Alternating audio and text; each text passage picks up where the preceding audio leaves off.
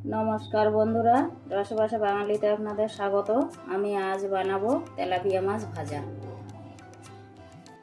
Tilapia মাছ ভাজা করার জন্য আমি কি কি উপকরণ নিয়েছি একবার দেখে নিই। আমি এখানে নিয়েছি 1 চামচ হলুদ, পরিমাণ মতো নুন, এখানে আছে আদা, রসুন আর কাঁচা লঙ্কা একসঙ্গে বেটে পেস্ট করা, আর 1 ফালি পাতিলেবু, আর এখানে আছে কাশ্মীরি লঙ্কার গুঁড়ো 1 চামচ আর 1/2 চামচ গোলমরিচ গুঁড়ো। আর এখানে আমি একটা বড় সাইজের তেলাপিয়া মাছ নিয়েছি। আর এখানে নিয়েছি আমি 2টো চেরা কাঁচা লঙ্কা, 2টো শুকনো লঙ্কা আর 1/2 ফালি পেঁয়াজ। পেঁয়াজটা আমি স্লাইস করে কেটে নিয়েছি। এবার আমি সব মশলাগুলো একটা বাটির মধ্যে নিচ্ছি।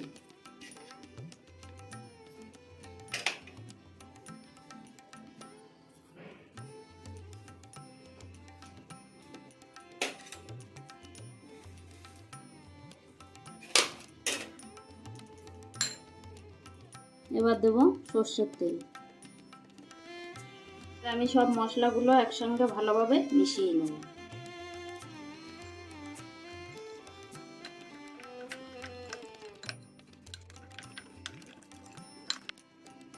দিয়ে দেব লেবুর রস।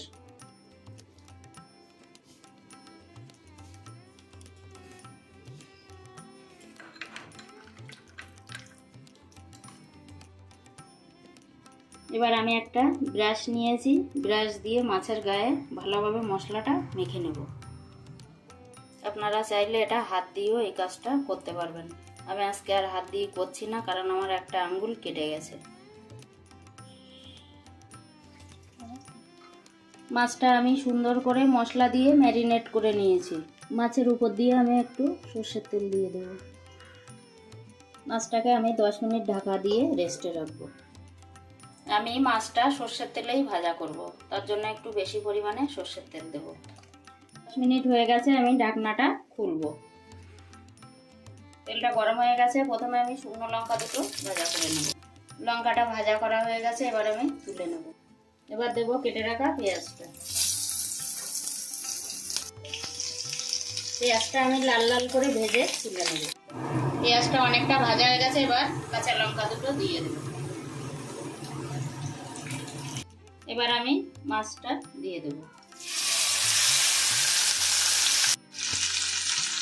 এই পিঠে আমি মশলাটা আরও একটু ভালো করে মেখে নিচ্ছি। মশলাটা আমি ভালোভাবে মাখিয়ে নিচ্ছি।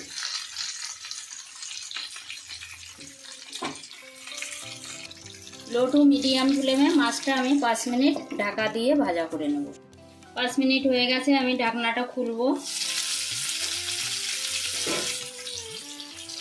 মাছটা এবার আমি উল্টে অপর পিঠটা ভাজা করে নেব।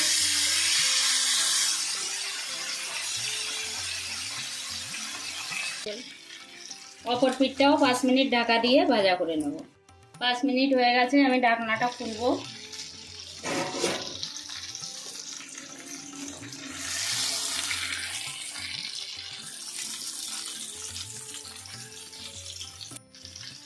আরও 2 মিনিট আমি ঢাকা দিয়ে ভাজা করে নেব।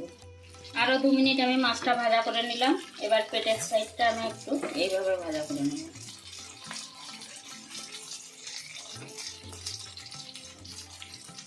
আমি প্রায় 12 মিনিট ধরে মাছটা ভাজা করে নিলাম। মাছটা কিন্তু সুন্দর ভাজা করা হয়ে গেছে, এবং এই মাছ ভাজাটা গরম ভাতের সঙ্গে খেতে কিন্তু অসাধারণ লাগে। এবার আমি গ্যাসটা অফ করে দিচ্ছি।